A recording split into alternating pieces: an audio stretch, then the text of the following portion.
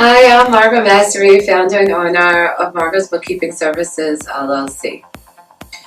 Bookkeeping tip for today is how to track cash flow.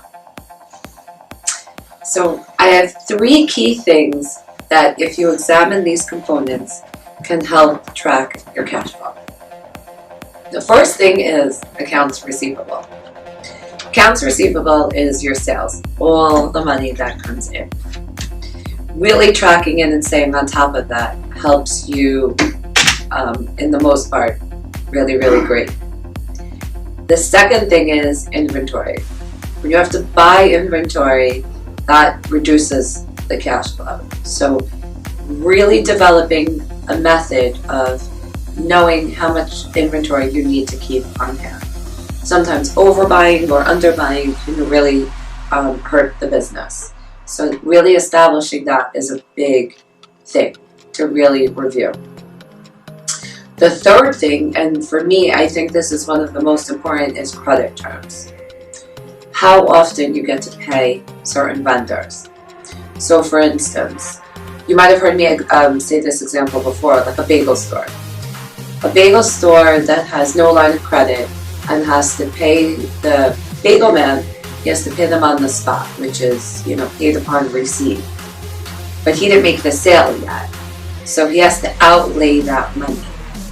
So for a person like that, credit terms of upon receipt is a very tough term to keep because he didn't make the sale yet. When you get to review those three items, which were accounts receivable, inventory, and your credit terms, it helps you see the pattern overall of the business. When you see the pattern overall in the business, you start to develop these different lights in your head of different ways that can help you in the business. Now, once you develop those ways in the business, automatically you see the strengths and the weaknesses of what is going on. Now, chances are from these things, it doesn't instantly improve the cash flow. But if you have a negative cash flow, chances are the bookkeeping needs help. Now, the last thing I want to say is when you keep on top of these three items, what happens is when the need to become proactive in the business comes up, it will work out.